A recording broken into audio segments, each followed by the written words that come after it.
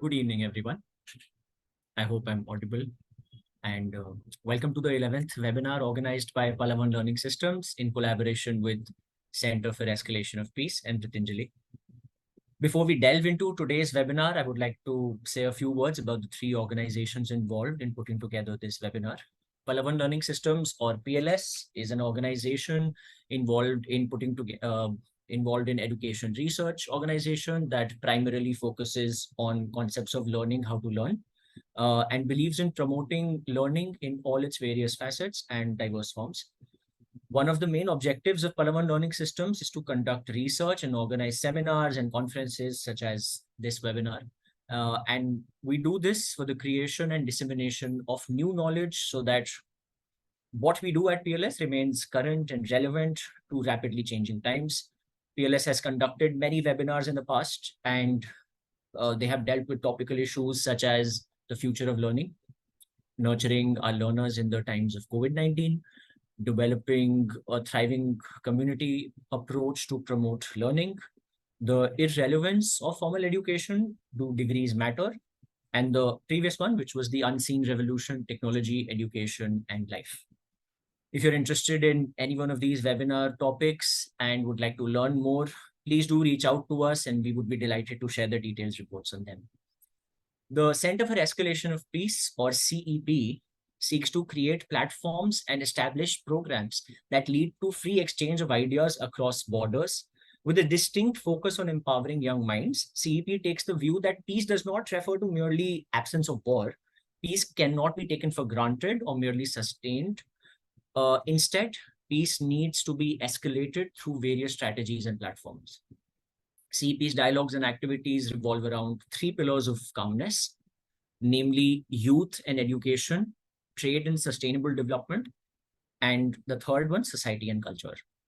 The third organization, Ritinjali, is an organization founded on the basis of respect for life, work, and dignity, empowerment through holistic education and skilling, and building community capacity and collective processes towards an inclusive society.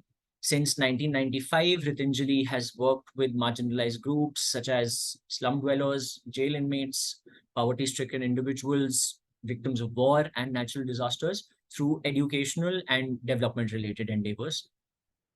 And now coming to the present webinar for which we're here, the second episode in the series on a quest to learn, a series on the evolving nature of one's learning journey. The theme of this episode is assessment, valuing what matters.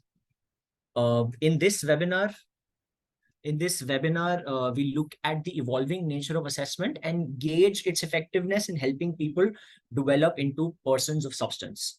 The webinar will delve into various modes of assessment and discuss their purpose and utility. More importantly, we will examine if we are assessing what we consider valuable and analyze whether the process of assigning values needs to be reevaluated.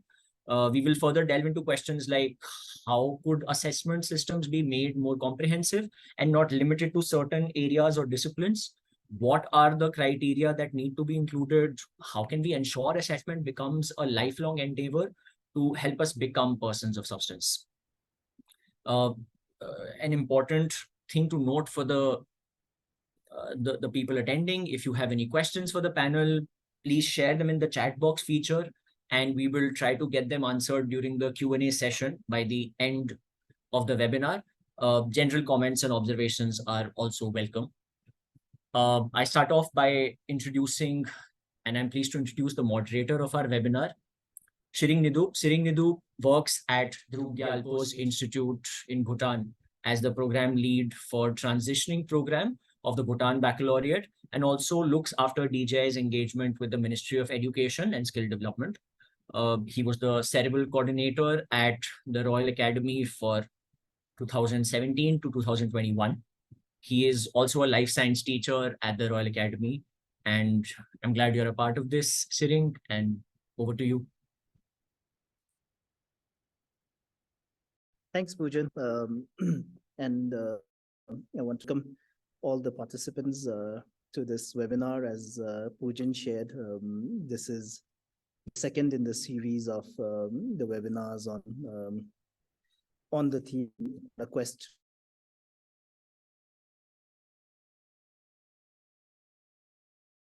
that are behind putting together a series of these webinars. And the webinars are just one part of what these organizations do.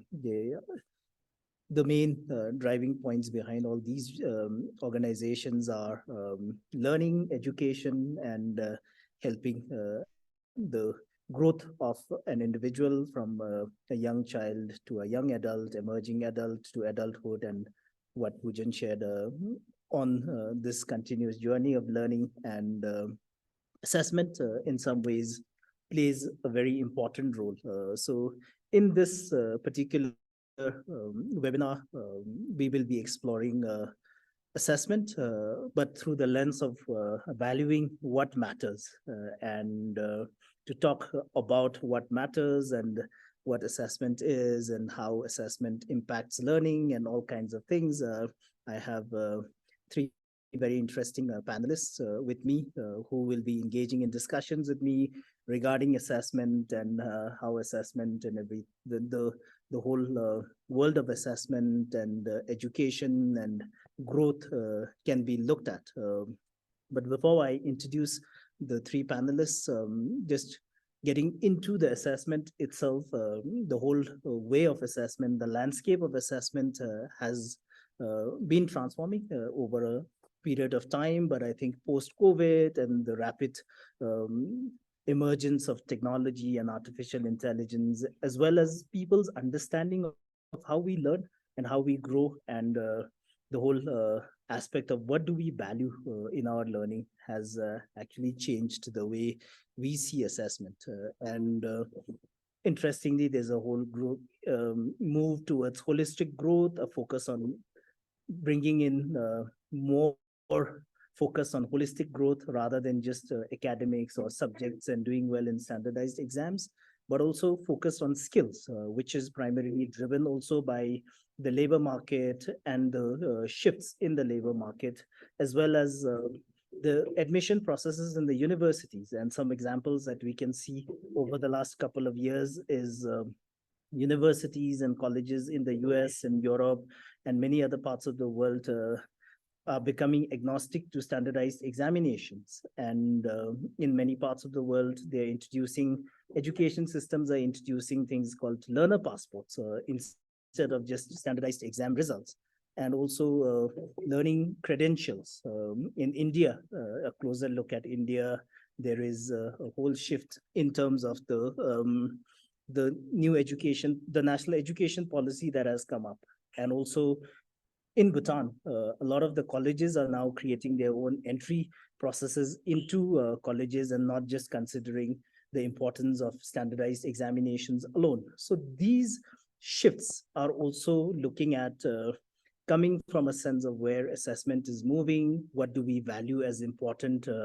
About 5-10 years ago is no longer the only thing that is relevant. The relevance of various things are shifting. So these are areas we would like to delve into in this webinar, in this conversation. But just to get into an introduction of the people who are here, the first panelist that we have is Professor Poonam Batra. Professor Poonam Batra is a professor of education, formerly with the Central Institute of Education under the University of Delhi in India. And she has a wide range of experience in education, spanning over a lot of years in terms of public policy in education, in curriculum, in psychology, in teacher education, in gender studies, all sorts of things. So her experiences is not just with the college students, but also in policy making and systems level conversations, as well as dealing with teachers and training of teachers who go on and deal with students in the school. And she is also, she was a Nehru Memorial Fellow, and her recent works include politics of school and teacher education reform, comparative education, and the decolonization of teacher professional development. So Professor Batra's work spans over multiple of years in multiple areas related to education. Welcome, Professor Batra. Then we have our second panelist, a young college student, Jigme Tenzin Nidup, who is currently pursuing his bachelor's in physics at the St. Stephen's College under the University of Delhi. And Jimmy was a former student at the Royal Academy in Bhutan. And Jimmy, apart from being a college student, his areas of interest and passion expands into conversations on multiple topics, from culture to technology to music.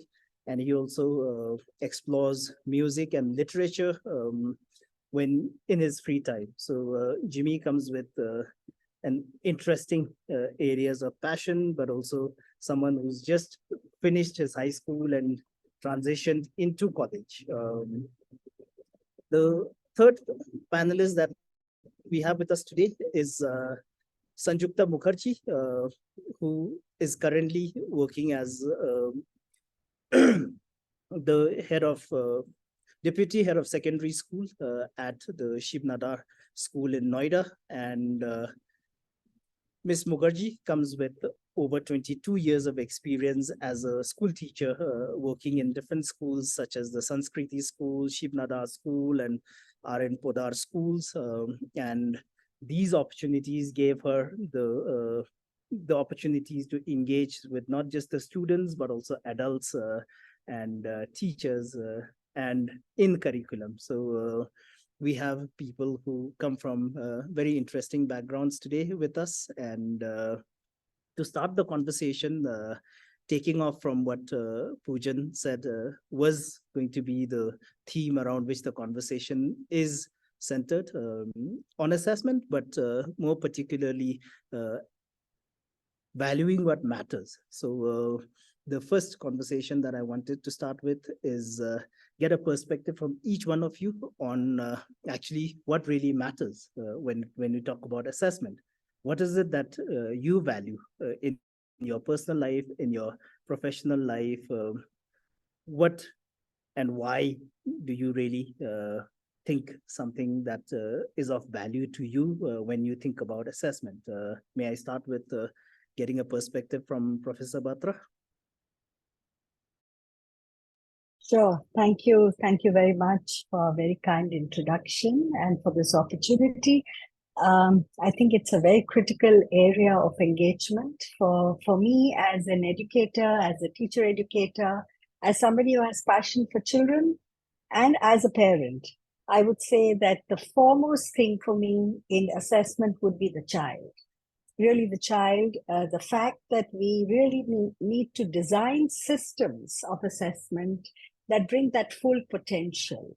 We've heard a lot about terminologies like holistic development, even NEP 2020 talks about it, but I think we've lost our way somewhere because there has been a tendency to sort of look at education in very narrow terms, and therefore assessment also tends to become very narrow. What we need to value is the idea of education as drawing out the best, as enabling the full potential to flower, to help young people, not only young children, but older children in higher education, when they become young adults, to be able to really develop their full selves, which also means that assessment will have to be something that aids learning, that actually provides all kinds of anchoring so that it's able to create that conducive environment for learning, for development, and for a full expression of ideas.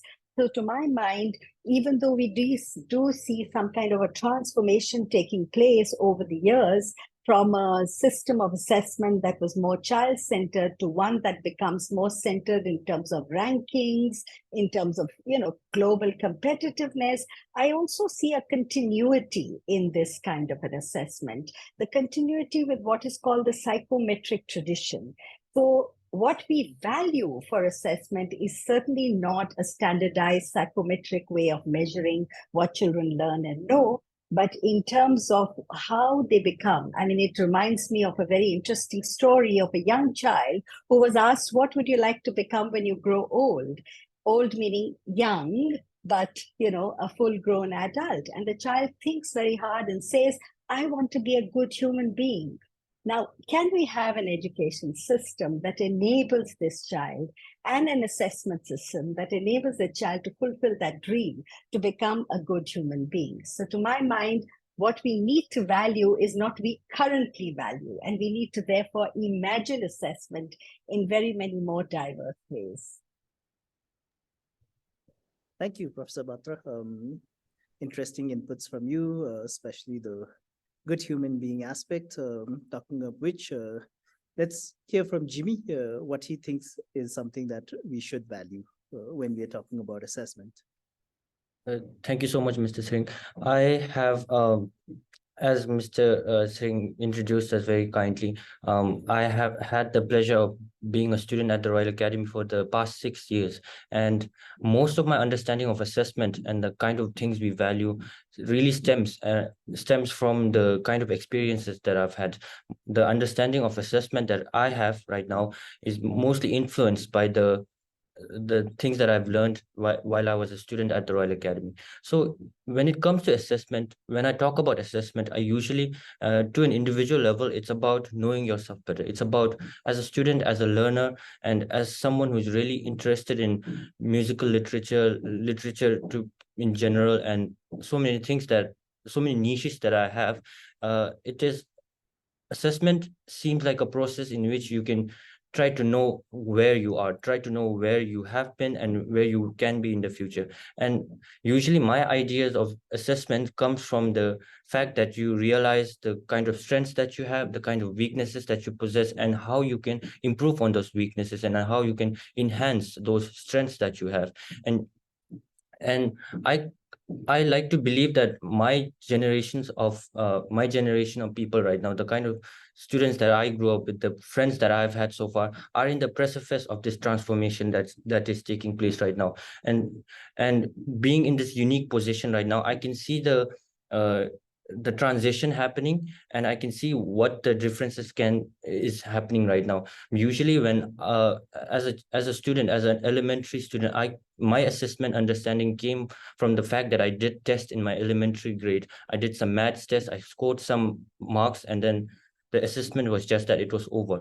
But then as I transformed into a higher level student, a high school student to be exact, I came up to realize my assessment process is a little different. It has sort of like a spiritual connection to yourself, I might say, because of the kind of things that you're learning about yourself, the kind of things you're growing up with. And during this adolescence, it's really important that your assessment process be more personal and more individual, because it is a point in life that you try to know yourself better, the kind of people you spend your time with, the kind of things that you learn, the experiences that you have.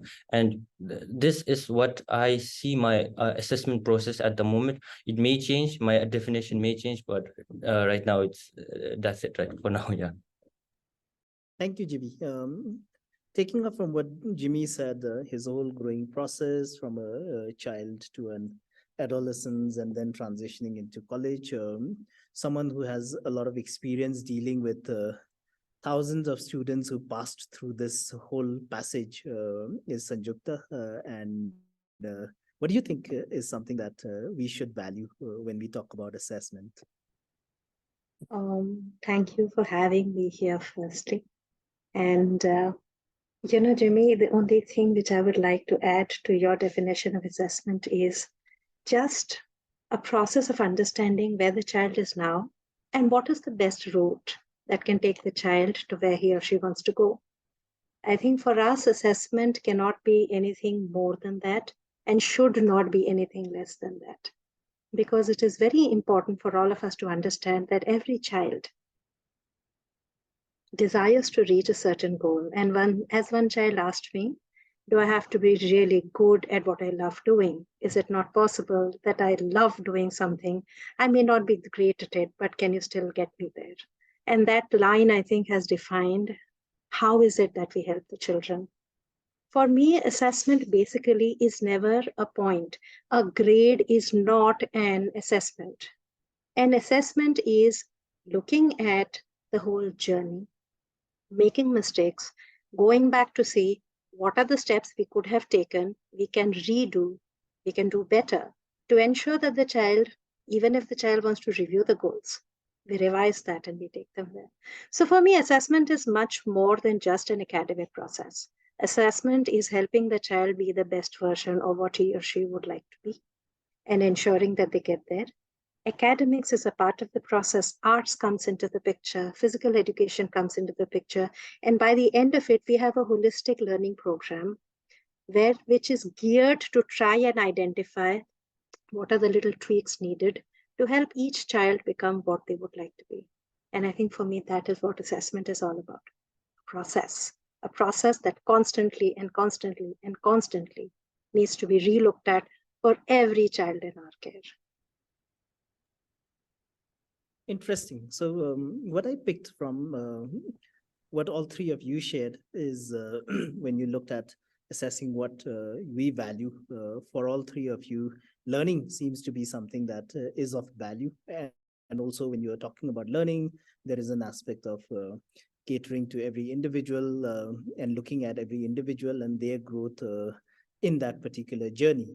And also something that both you and both Sanjukta and Jimmy brought up was, where are we right now and where are you moving?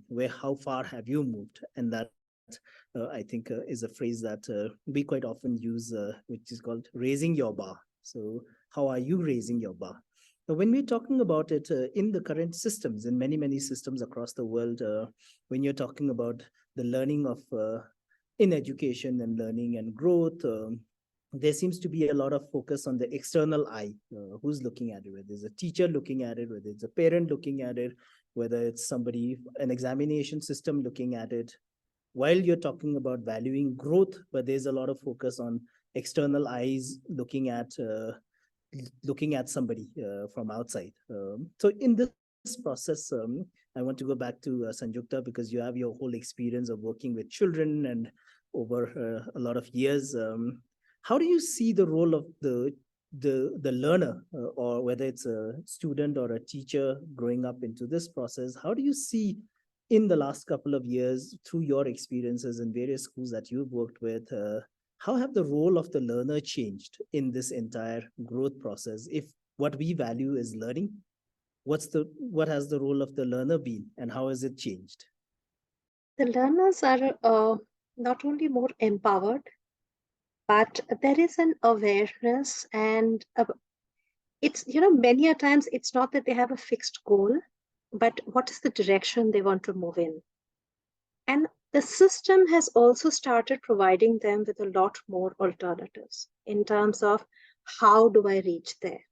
If I look at something as simple as a portfolio, something as simple as interdisciplinary work that is being done by the children, something like a personal project that can be taken up that allows a child to explore an area that may or may not be really covered in the curriculum, but allows us to evaluate, assess, and assign a weight or a mark to it. So that by the end of it, when I look at the final reporting, that reflects a much truer vision of what the journey of the child has been, rather than just a cumulative mark in a particular area of learning. So when I look at the role of the learner today is willing to take risks. The learner today is willing to push herself, to try new things. The learner today is willing to take a chance of playing a sport and redoing an exam, and the system is willing to give that learner an opportunity of what is an improvement paper or a repaper in the same academic session. So I think we are in a space where our learners would like us to push ourselves into ensuring that we create conditions that allow them to experience way more things within the space, keeping in mind what are their abilities, what are their interests, what are the skills they would like to learn better, and also push ourselves into ensuring that all of that becomes a part of the formal assessment, much dreaded word, but which therefore reflects a much truer picture of where our child is and what is our child doing, what is our child good at. Is it okay to be wrong? Is it possible for me to do a whole project and come up, like in business studies, we do the stock market simulated stock market trading. And it's not about whether the child makes a profit or not, but what is it that the child has learned? How is it that the child has grown? That is what we have started assessing. And I think that's a huge step in the right direction. So our learners are basically helping us evolve the system so that every time they come up with something which they feel we should factor in, we take that. A grade 5 child in Aran Poddar had asked me, if you are marking me only on my final mark, how is it that I worked so hard for the whole week does not get reflected anywhere in my report card? It's these statements that help us understand that there is something more that we have to give our children, so that by the end of the whole process, there might be very many different ways of solving a problem. And we have to ensure that our assessment process accepts each and every one of them. So that's where our learners are, making us make the much needed changes in the system. Wonderful. I love the fact that you see that the effort and questions from the learners are actually pushing the systems to bring about various changes. And earlier I touched upon how policies and systems are also forcing changes in the way assessment is done. And just a closer look, like I shared about India, the examples from India. In the last 3 years, the national education policy is one such example. And one particular phrase or sentence from the national education policy says, assessment must move towards capturing the holistic learning journey of a child. And that was, I felt, was a very powerful statement there. But in terms of the actual ground realities and how this particular statement gets reflected in the policies and in the training of the teachers and trickles down into the classrooms and into the minds of the children, the teachers and the parents, how far of an impact has it made? Professor Batra, because of your wider experience, can you tell us a bit about that? Yes, I will have to first completely sort of agree with what Sanjukta was saying. And I think it resonates with the idea that, we need to look at, and I would prefer to call the learner actually either the child or the student rather than a learner, because this is what educational psychology has done over the years. It has stripped the child out of context and called that child a learner. A learner doesn't have a context, but a child does. So I think it's important to, what NEP 2020 has done is to do exactly this, is to strip everyone of their context and actually to say that, yes, we want holistic development. So there's a lot of very interestingly camouflaged progressive ideas in policy.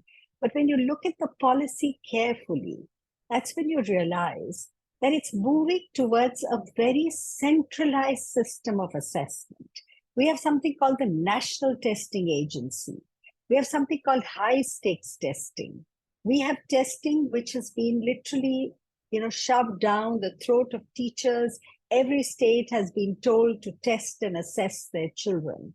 The question, therefore, then is, how, through such a centralized system, will we give the kind of space that assessment has truly in enabling a process of learning to take place and enabling a more holistic way in which the child would develop, like, the kind of things that I think, both the speakers have talked about. And I especially like the idea of knowing yourself better, which Jenny said. It's so true, because when we know ourselves better as a 4-year-old, as an 8-year-old, as a 15-year-old, and of course older, then we are in a much better position to assess myself and to see where I will proceed. Something that you call raising the bar. But that bar is vis-a-vis the child. It's not vis-a-vis a high-stakes testing benchmark, which is like PISA, or something like TIMSS or education initiatives or the NAS of NCERT. But the NEP seems to be pushing us down that road. And that is where we need to safeguard ourselves, because then assessment tends to become only a focus of learning outcomes.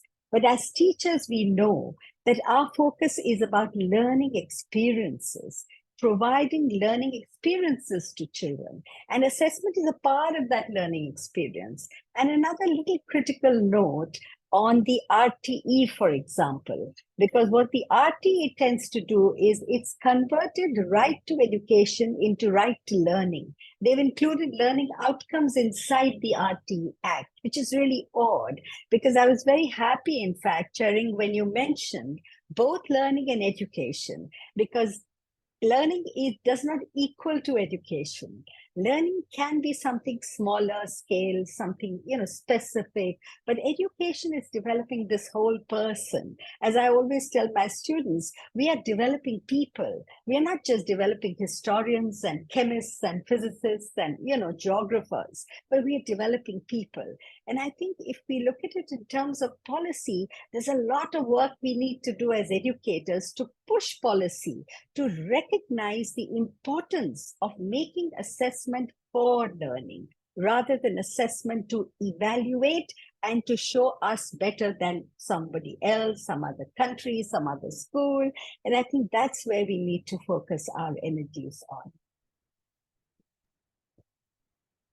Right. So I think let me turn to a more practical experience of Jimmy, who has just transitioned from high school into college. And like he said, his areas of interest and his little niches include music and literature and technology. And he, in fact, I follow him and a group of other students of the Royal Academy, and the work that they do. They write articles on black holes and physics and various stuff. So Jimmy, in all of these, where does these interests and passion that you and many other students, individual passions that everybody brings, where does these find space? And how do you think education systems can bring in a bit more focus into things like that, which are not necessarily happening inside a classroom or inside a structured educational system, but these are areas of your passion. So where do you see these coming into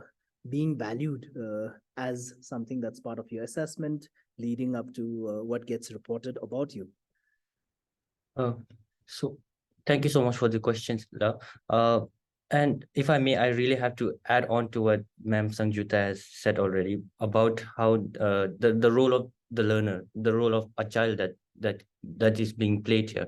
And the kind of analogy I like to give when I talk about the role of a learner is a basic driveway to a destination. And the learner in this analogy, he should be the driver himself, right? Because I believe that this whole learning process should shift more towards a more active learning process. And usually in the systems that I've grew up from, the system was a very passive one, because we had a guide with us, and that guide would take us to the destination and drive us to that destination ourselves.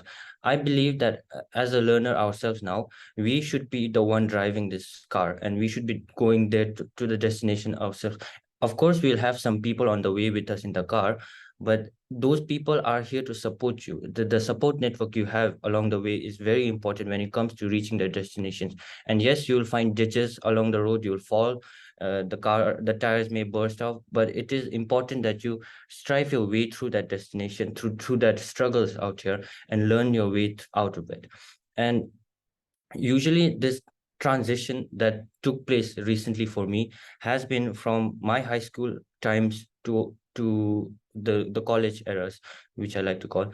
Now, what is different about it? When I came to college now, there's a new people, new faces, new experience to be shared, new learnings to be made. And there's this sort of niches that I've started to have has started to dwindle down a bit, unfortunately. But at the same time, I also realized the importance of such things that you have as part of your life. Now, as a college student right now, there are so many things that you have to take part in. And fortunately for me, I have been part of two council. I have a council post for two societies two societies in college, and these societies enabled me to understand myself better, as I've already talked about, and also share on things that that I like to talk about. So the post that I'm having right now is in the literary post, and usually in this post I work on bloggings, I work on annual magazines, and talk about things that I like to talk about: the culture, the people, the technologies that we're transitioning towards. And the main question out here comes out to be how you assess this process, because usually when it comes to things that you're learning in college already, there is a rigid method of assessment for that. But how do you assess what you're doing as a council member, what you're doing as a blogger, what you're doing as a aspiring guitarist? What do you do with that? What you do with that, right? And usually the kind of the solution that I give to myself, and the things that I tell my friends, is that it is the journey that matters the most. It is the things that you're learning on the way. And just as I said, the ditches will be there, but at the same time, it is important that you learn from those ditches and learn to pave through from that. And and when I talk about this issues that's stemming from this not having a really rigid assessment process for such niches that we have, I tell to myself that there should be a way for you to understand yourself better with this. And usually what I do is I have a journal with me, and I take recordings of myself. I talk about things I've done so far. I write about it, I blog about it.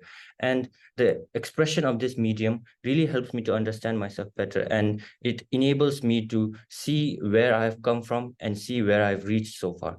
And I believe this is a very important way to understand yourself better. And this assessment can be, I believe, can be added into the system that we're transitioning towards right now. Right. Thanks, Jimmy.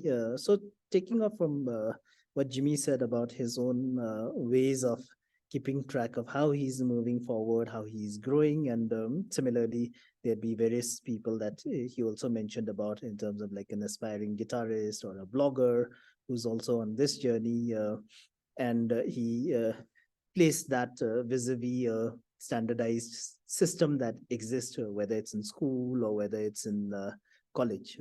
So in terms of creating space, something we agree on is learning is important, the journey is important. So coming back to Sanjukta, in the experiences of the school, but also relating to what the question I asked to Professor Batra about the NAP and its impact onto the trickle-down effect, impact into the schools, and taking on from where Jimmy is saying, how do we create space for these kind of blogs and reflections that an individual is maintaining into a formalized system of assessment? What has been your experience? How much of a space is being created in schools, as well as what's the trickle-down impact of something like the national education policy into the schools? So, Sorry. Go ahead. Professor Batra, please go ahead.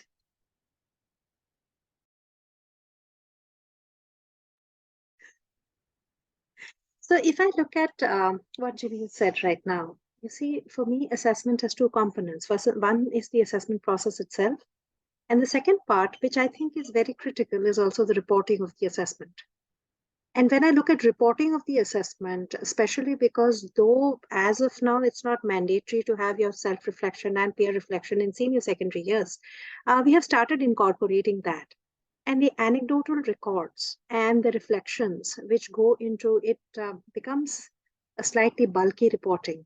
But I think at the end of the year, when we look at the profile of a child, it includes both the academic report as well as we include a component of peer reflection, which is being your experience of working in a collaborative space with your peers and what has been their reflections on that, and your self-reflection, which includes this entire portfolio that you build up.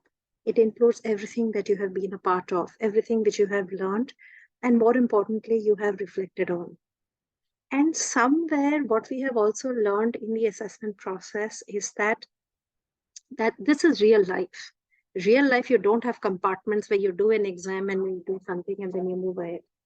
So what we do that is, it actually has an impact in the way we have started preparing our children for the school leaving exam that we take. So what we do is we ensure that that preparation is spaced out, keeping in mind what is it that you are doing? How is it that you would like to prepare? What are the strategies that work for you? What kind of lessons work for you? Does it work better when you work in a group? Does it work better when you work by yourself? Does all of that gets incorporated? And for us, preparation has become very important.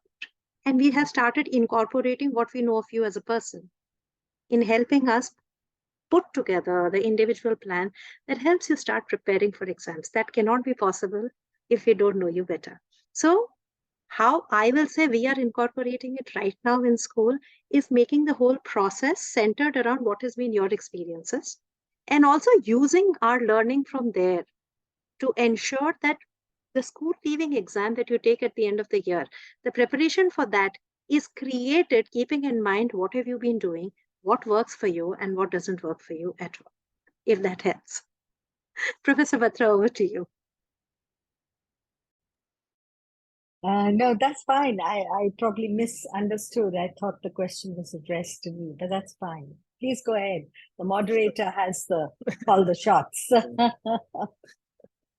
I was going to come to you in any ways, because earlier you had mentioned while there are many policy level reforms and school level and education system level reforms in the higher education space, you had said there is also a move towards a centralized, standardized testing, even in the colleges and college admissions and all that.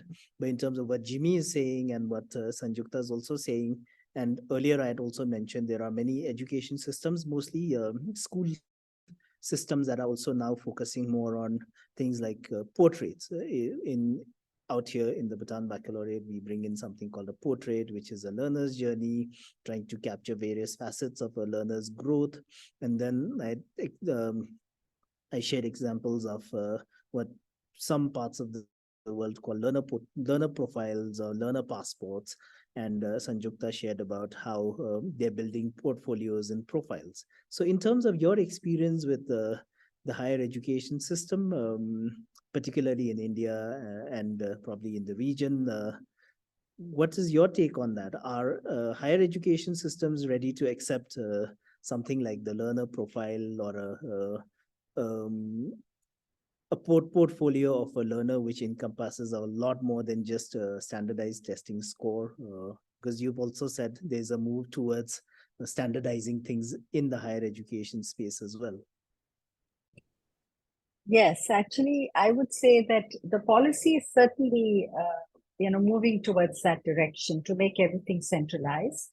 The kind of experiences I'm hearing from Sanjukta, and of course, the kind of processes that Jimmy's talked about, actually, this is where we should be going. I mean, this is the direction in which assessment should be going. If we really look at assessment in terms of what needs to be valued, so that our very idea of what success is, even school success, academic success, or success as a person who's growing is. And I think we need to sort of, relook at some of those very fundamental questions. Now, therefore, what I would like to say here is that while these are very desirable, and I think they're happening in small pockets in different kind of school systems, and I think schools like, maybe Krishnamurti schools or Aurobindo schools, or even all kinds of little islands that have existed in our country for over so many years, they've been doing a lot of this kind of stuff. Overall, looking at assessment as a process and enabling, all kinds of issues to come in as we look at how a child is really learning, growing, and so on. But the mainstream system, unfortunately, gets completely left out of this discourse, because the mainstream system becomes an easy capture for the policy. And therefore, that's where policy impacts in the most direct way. So I'll just give you a very small example of a study we did during the pandemic to understand what the impact of the pandemic was on education. And we were aghast to find that even in the capital of the country, the Delhi government schools, for example, they were instructing their teachers not to be in interaction with their students independently, and to simply only forward worksheets and links to YouTube videos that are being centrally prepared for all the teachers. So teachers became mere conduits of passing on information and not any engagement. So that little elbow space they have within the classroom, even that shrunk very badly. And I think this whole thrust of online learning is making it much worse. And let's not forget that the NEP 2020 has already implemented the idea that there should be 40% online learning in higher education. Now, can you imagine what that means? It means excluding a lot of young people who cannot have the device or the means, or we don't even have the digital infrastructure in the country that will enable our students to come in for online learning. But what is happening in the area of higher education is that the centralization of even curriculum has taken place. So now you can't even talk of a separate teacher-ed curriculum, let's say, that we would do in Delhi University. No, everybody must now follow a common curriculum through the country, because there's an obsession with one everything, one nation, one election, one curriculum, one assessment, one everything. And this is where India is. And I think this is where us as educators will have to take stock of in our own little spaces where our leaderships give us that conducive environment, and where people who lead different schools, like Sanjukta, for example, would be able to bring that in. And there's a lot of flourishing that takes place there for children to be able to grow. And I think that's where we need to go. But we must also be aware that this is not what's happening in the mainstream school system. And how do we enable that to happen? So when you talk of the baccalaureate program, I think the baccalaureate program itself is exciting, and it's a wonderfully designed program. It has so much more possibilities of engagement with the epistemic of disciplinary subjects, and children find it very challenging. I've already had some kind of an experience of interaction with the Pathways School, for example, where they follow this system. And I find it fascinating and just the right thing. But we have such a diverse country. So we will probably also have to see how best to pitch this in for different levels, for example, for first generation learners. In higher education, right now, there is no space actually to be able to allow diverse thinking and this kind of in-depth thinking about assessment, because we are all moving towards a centralized and standardized way to proceed. It's a pessimistic note, but we have to be real in confronting this reality. Absolutely. So you had brought up something about technology, and Sanjukta also touched upon how reporting happens. So while assessment is happening, data is being collected, what do we do with it? And how do we actually make sense of what's emerging? And I'm going to pose this question to Jimmy because of his interest in technology, but also someone who's just made a move into college, and seeing how he actually captures a lot of the data on himself, his own growth, building up his own, in some ways, little portraits that constantly gets updated. So Jimmy, how do we see, how can we bring more of these kind of things, like what happens within your college and what you do on the side, together using technology, using artificial intelligence, to actually make a holistic picture, or paint a holistic picture of who Jimmy is and how Jimmy is moving and where Jimmy is at and where he is moving, so that everybody can see that overall growth in you? Thank you, La. Indeed, yes, the technology is playing a very important role at the moment with regards to assessment, and the digital portraits that Sanjukta ma'am has talked about, and the kind of movement that we're going towards is it's going to be crucial while we talk about assessment process in the future. And we cannot talk about technologies without talking about the emergent AI revolution that's happening as we speak. And it is indeed also important that we talk about how we can utilize this revolutions that are taking place right now. And I like to give pockets of examples that I have with my experiences that I've had so far in college right now. And so college, last year, my college started at around November of last year. And at the same time, even the chat GPT, the 3.5 model chat GPT was just released.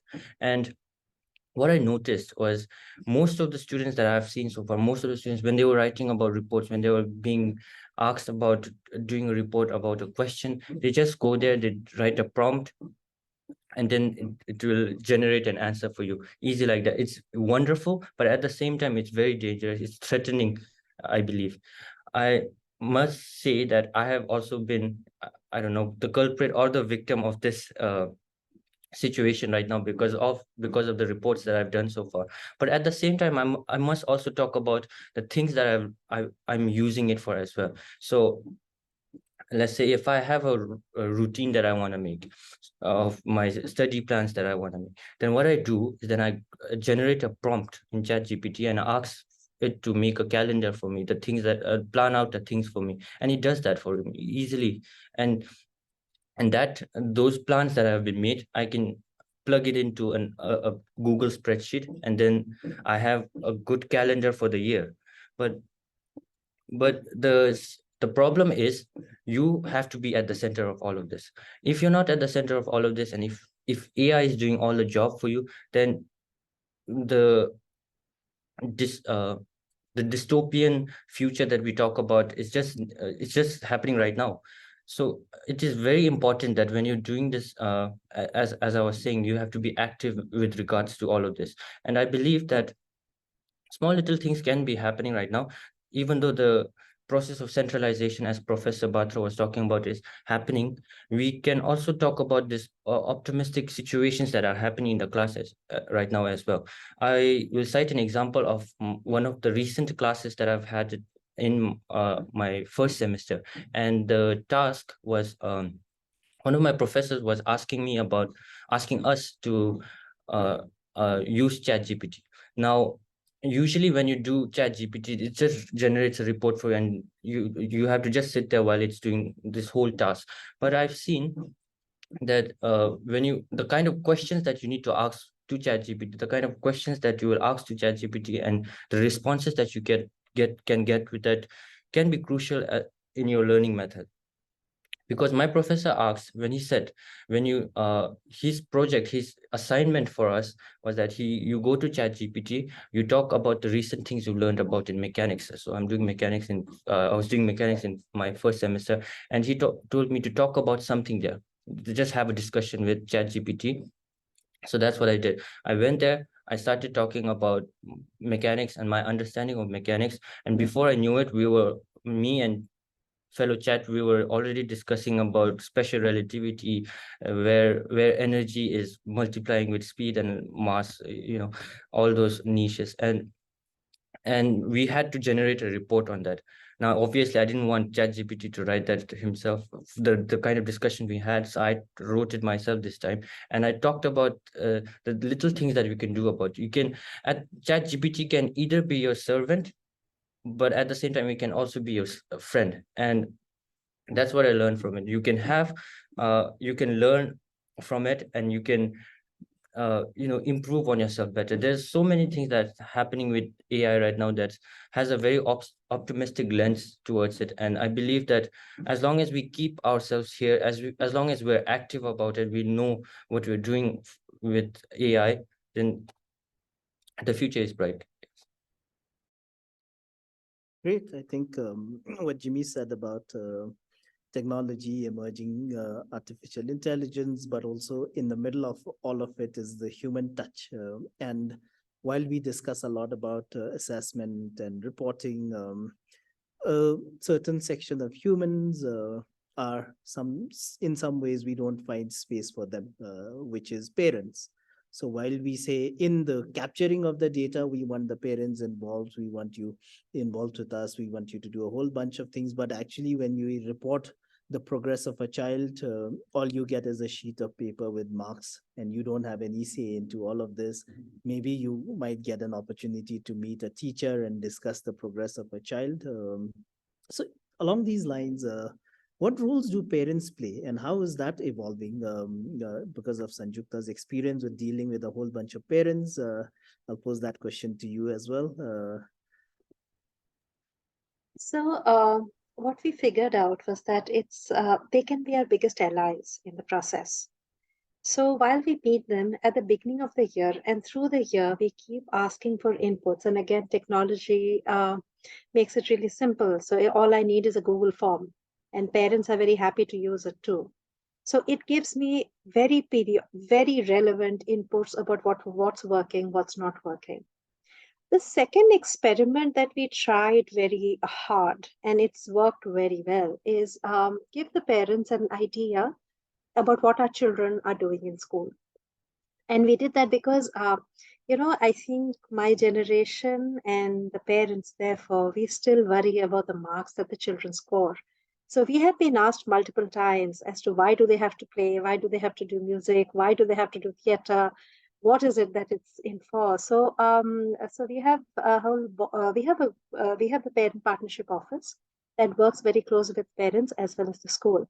And what they did was they organized these little snippets. So we had cricket matches, we had cultural performances, we had all of that, where parents were invited to be a part of it. We had book reading sessions where parents were invited to be a part of it because it gives them an idea about why the children are so passionate about it. And we had quite a few, it made lives of our children a lot easier. So we did that. On the other hand, we also had situations where before exams, the dreaded board exams, all the children are supposed to stay home and study. So we reversed that by inviting children over to school to study. And what we did was we gave them time again, where we allowed them spaces through the day where they could play, they could sit in the library, read a book. And what we realized that at the end of the day, the actual work that they did was much more than what they were doing at home. So again, as I said, for me, assessment is not that final mark. Assessment is how we get there. And what we have started realizing is that once we get the parents to be a part of the school, we open the doors to them, we invite them to come and understand and experience the learning journey of the children. It makes everything easier for everybody, the child, the school, and the parent, because sometimes we forget what growing up was like. So that's the kind of partnership we're looking at when we work with parents. Interesting. And Jimmy had also touched upon how students and how growing up, many people are taking the use of emerging technologies.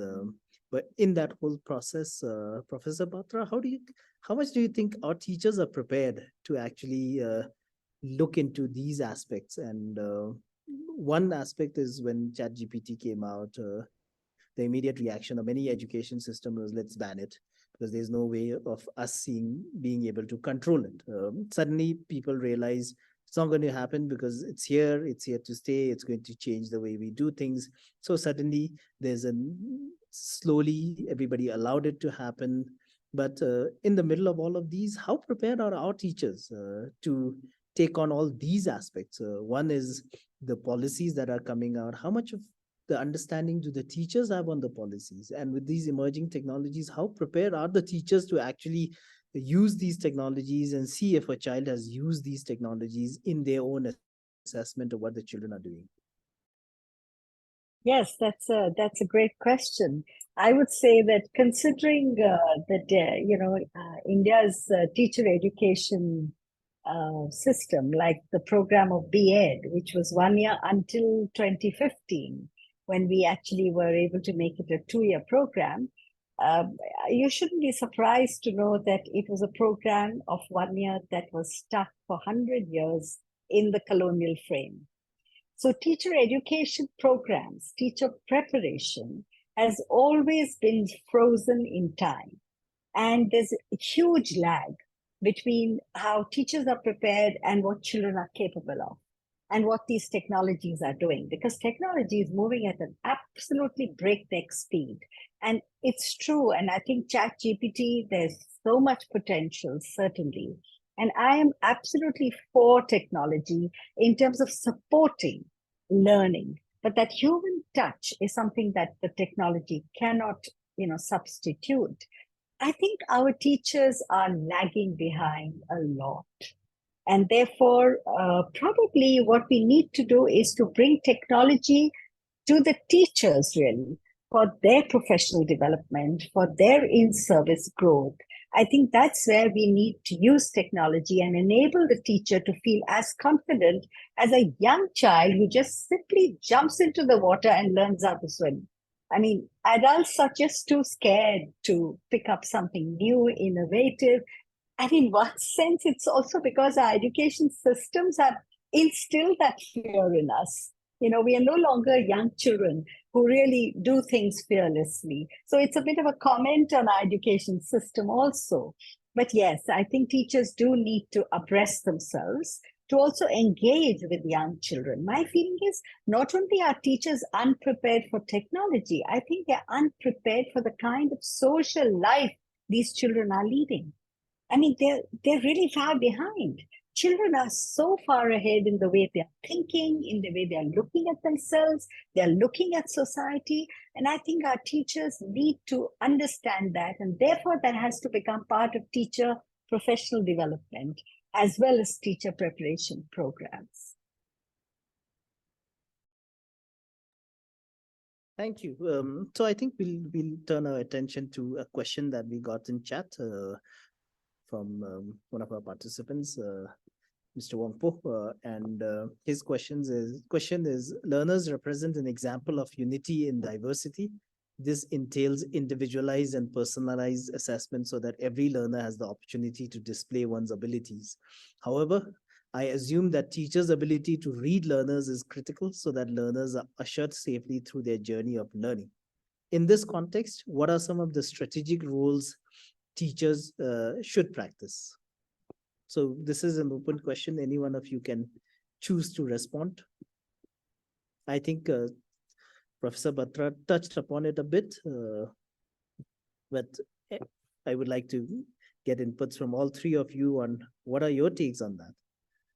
So while we say learning is crucial, individual journey, the role of teachers in this.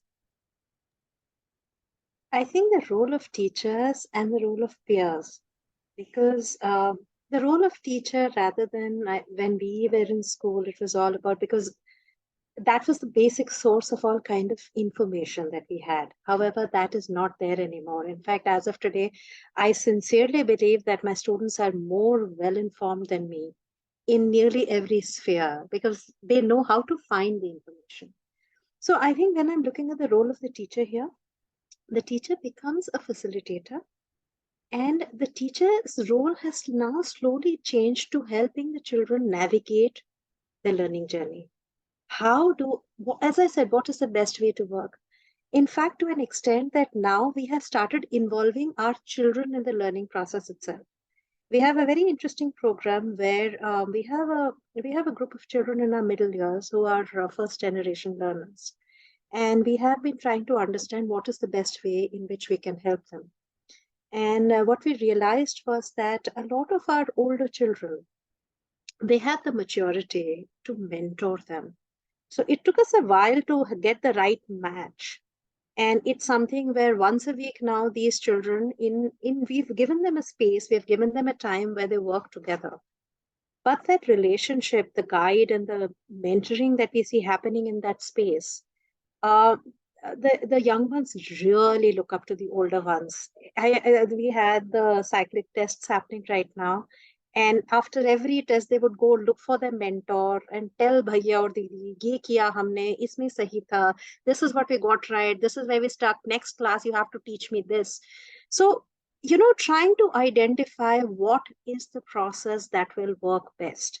And which is where, as teachers, we have to have the humility to understand that we don't have all the answers. It's only when we get together, because each of us knows something. In fact, coming back to technology, oh my God, I really struggle with it. But But the most beautiful part is my team knows that I struggle with it.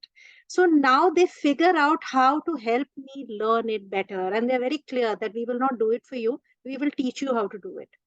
So I think that entire process, it's not one teacher with her or his class. It's the whole team that works together.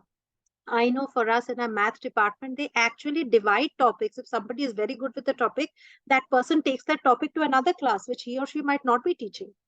But that only comes when educators come up with that level of humility to know that we don't know.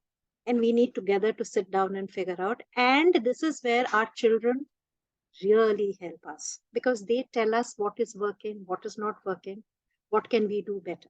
That entire review, periodic review, is very critical, provided we are ready to understand what they are saying and take the steps sometimes that they are suggesting, and which works really, really well. So I don't know if that answers the question, but yes, that's the best way to get to know a learner. Don't do it alone.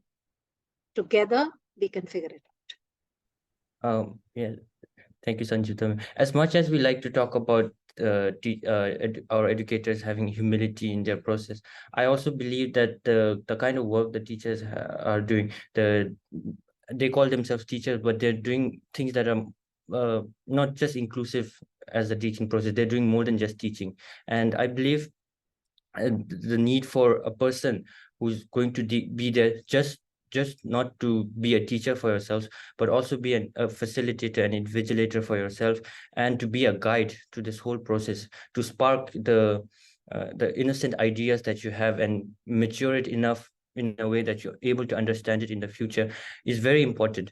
So to answer Mr. Wang Po's question, I believe, right? I think the facilitators I'd like to refrain using teacher as a word, because it is too small a word for the kind of work our people here are doing. And I believe that those facilitators, the engagers in this whole journey, in this whole process, can begin with understanding their clients better, the people they're working with better. And I believe once you're able to know that the child, the learner, whatever you want to call it, those people, once you're able to learn about them better, the kind of people they grew up with, the backstories that they have, and the future aspirations they have, it is a really good understanding that you have about the students that you have, that will really help them in their learning process.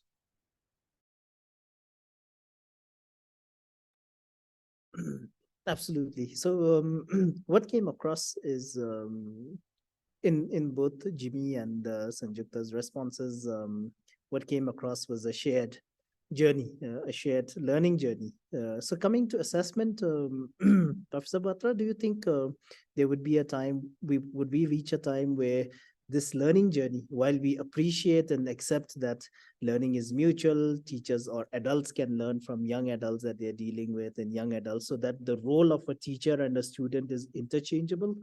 Do you think something like that could also be possible in assessment, where the assessment of both are also interchangeable? Yeah, that's a very interesting idea.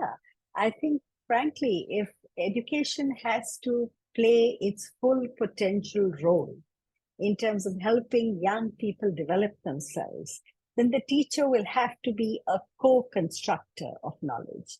The teacher can't be the repository of knowledge.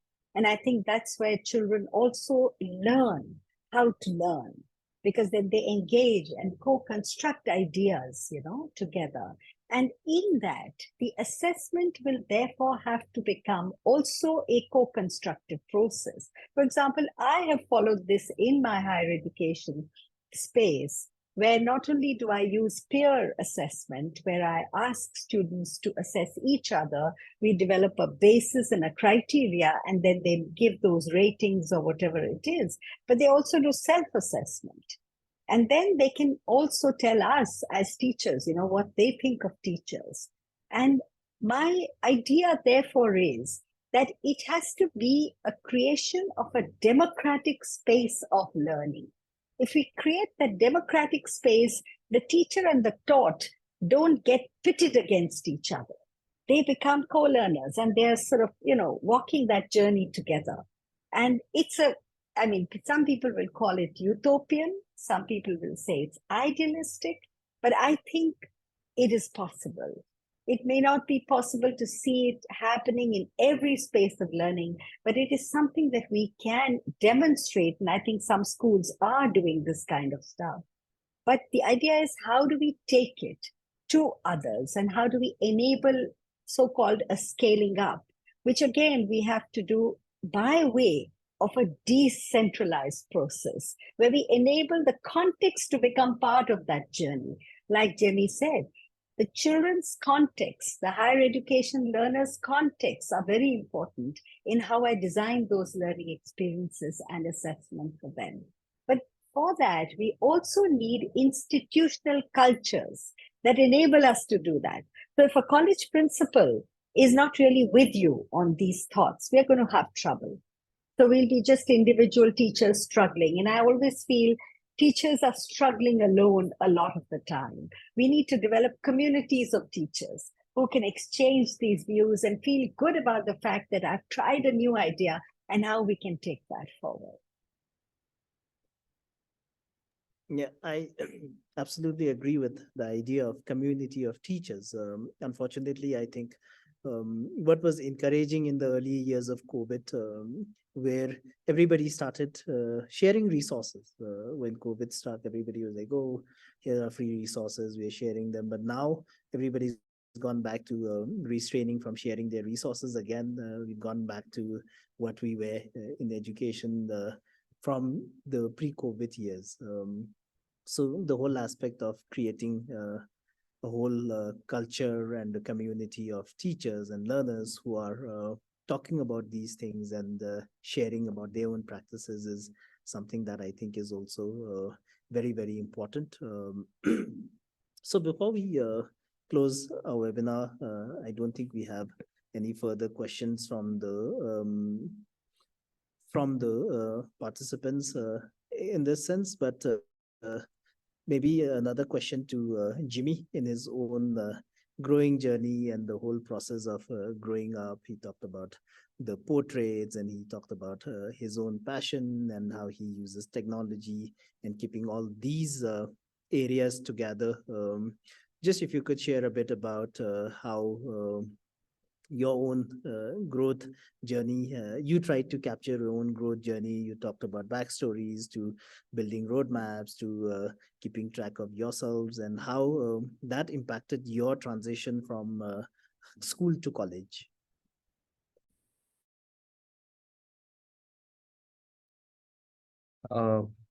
Really, when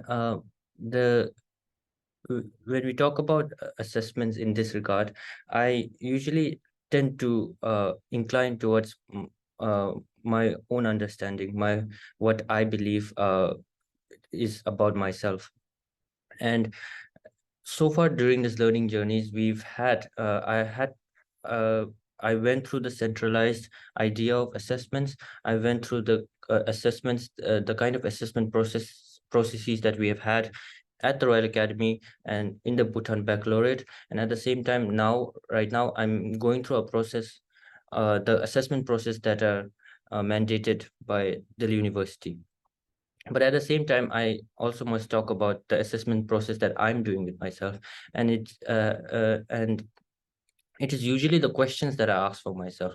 Is it the questions that you ask to yourself? Is it just the what questions? Is it just the how questions for you? Or does it have any why into it? And when I talk about the why questions, I talk about the things that I'm doing and I ask myself, why am I doing it? If I'm doing it, am I doing it because I've been asked to do it? Or am I doing it because I love doing it? And most of this question, once I ask these questions and once I'm able to answer that questions in this regard, I'm able to deduce what is important for myself and what can be left behind for now. And with these questions that I ask, I also find out the things that are significant for me. So I ask, why am I writing about this? Why when I'm blogging about something, why am I talking about this thing? Is it because the world has to know about it, or is it just because you want to share about it to the people that the circles that you have?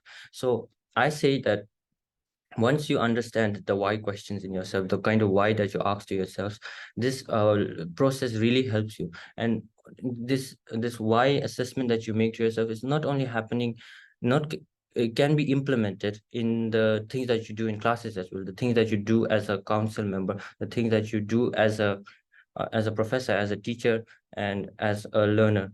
So I believe that having this mindset in mind could help many to understand their why and to understand their learning journey better. Thank you, Jimmy. We have a follow-up question from Mr. Wangpo, whose question is, we understand that the process to assessment is valued more than the end product, but how would you define a holistic assessment process? And probably I could maybe add a follow-up question to that as well. Can the definition of holistic also be contextualizable? Can it be contextualized to a specific context, or does it always have to be standardized?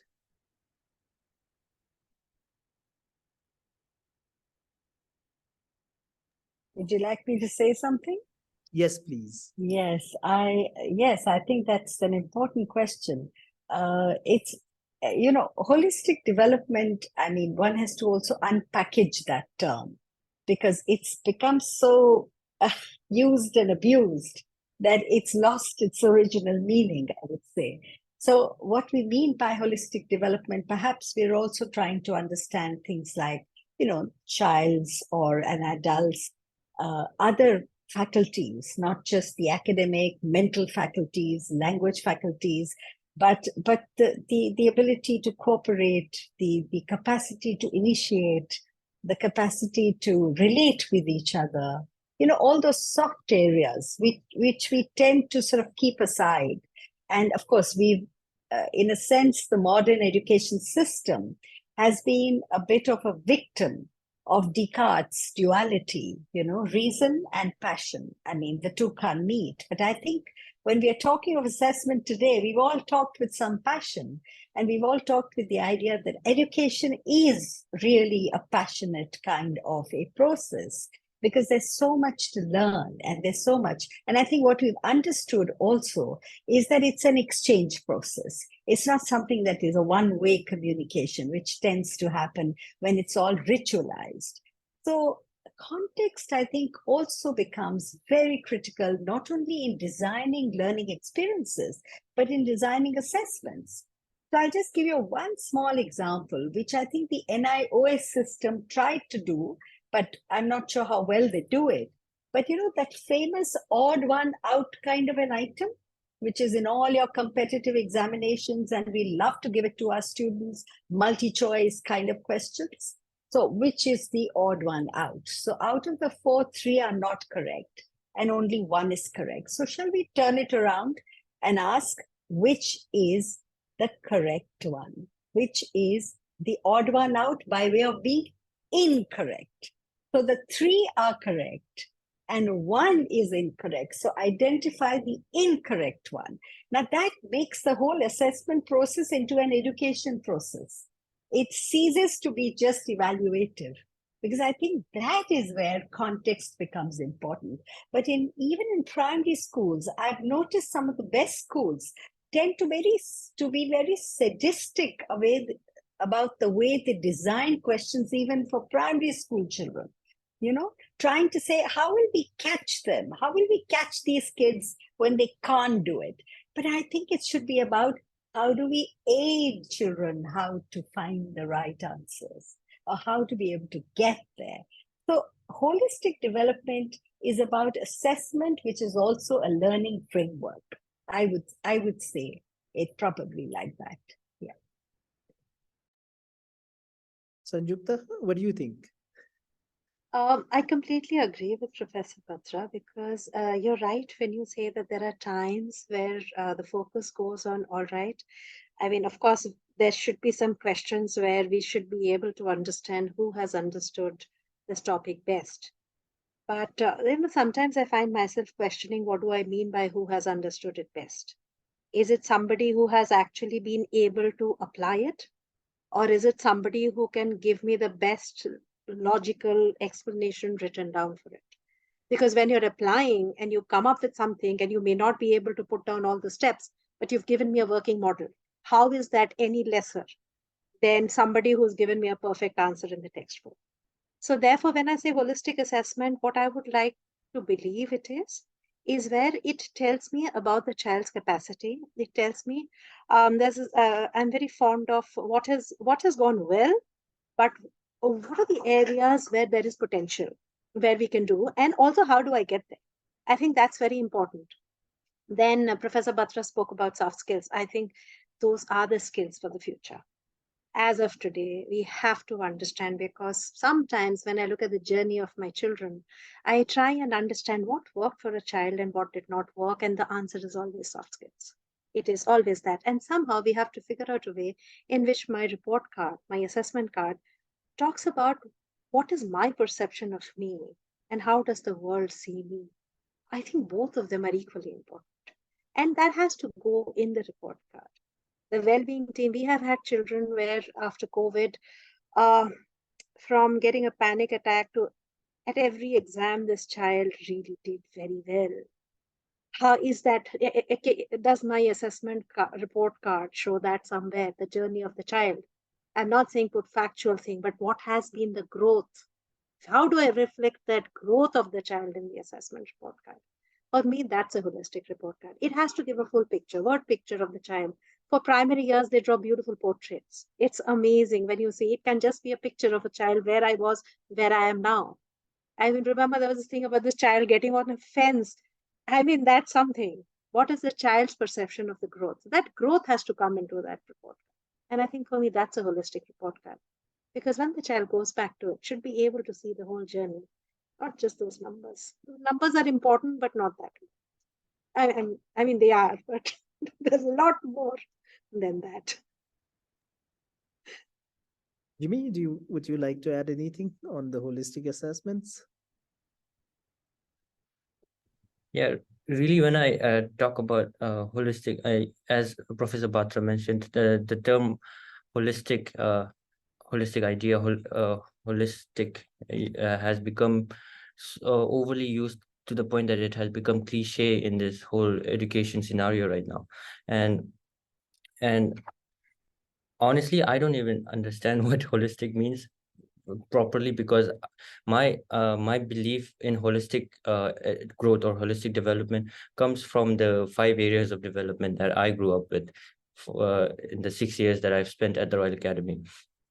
So the 5 areas which I believe most of the people in the chat knows about already are the scopes of development that you can have in the 5 aspects in your life. So it includes the cerebral, the social, the emotional, the spiritual, and the physical part of it all.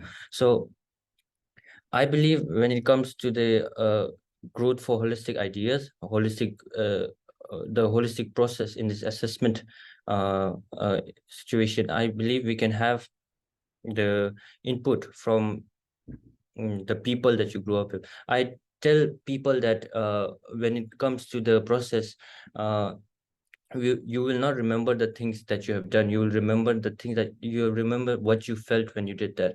And that's the most crucial part of it all, because it's the memories that you make along the way that matters the most. Because when you go out in your life, when you're possibly having a life with your friends in the future, you will talk about the fun things that you had, the learnings that you made along the way, not the question, not the second question in that third paper that you did last semester, not that one. So I believe that when it comes to holistic development, you will have to understand the memories that will be made along the way. The treacherous path that you walk through will I believe will have a really good sunshine at the end of the mountain. Yes. Thank you. So well, I think the kind of passion that all 4 of us bring together into this whole webinar, we could go on for another 3 hours, but we've now been told we have to wind it up in the next 6 minutes. But we do have one final question, which I will pose to any one of the three panelists and give you maybe about 1 minute to quickly respond to that. We have a question from Sangeeta, which says, how can assessment practices be adapted to accommodate diverse learning or work environments, especially in today's changing landscape? So if any one of you would like to quickly respond to this question before we close the webinar. I think there is a lot of possibility today. Of course, technology brings in a huge gamut of things we can look at. All we have to do is it takes us, because even if I look at ChatGPT, what we have started doing is we have started framing the question different. Because unless and until we start asking our children for their inputs, it's not going to change. So when I look at the diverse environment we are in, I think that's not a challenge, it's an opportunity. Because the diverse environment also gives us, as I said, we have to be ready to learn. It's not easy. But if all of us start exploring our areas of interest, we come up with a huge variety. We have had children who have constructed models, who have come up with working models. We have had art. We have had seasons represented in the dance form. And it's just that we have to be open, because what worries us is that how do I assess? That is something that we need to work on, but diversity and the dynamic environment that we are in, the ability of our children to see things we never even knew existed, the fact that it's again a cliched thing, we are building them up for careers that don't even exist. So it's us who have to constantly keep adapting. And as long as we do that, and we are open to the fact that we can have a different model of assessment. We can sit down and together we can work at it. But again, it has to be a cumulative brainstorming exercise, but it can be done. And it's great if all of us come together to do, because it really comes up with something very, very good. So I think that's a great way for us to end today's discussions as to the need for all of us to come together and think about various aspects of assessment, but also something that I picked up along the way in this discussion is all of us are agreeing that assessment itself is contextualized. It needs to be contextualized, whether it's to an individual or a community or a school or a particular context. But fortunately for us, the way policymakers and the way universities and the way the world of work sees success of a child is also changing to bring in a lot more focus on the skills that you possess and the journey that you had, not necessarily how much marks did you bring in a sheet of paper to you. So with that, I think I want to thank all three of you for wonderful insights into growing up, wonderful insights into valuing what matters into assessment.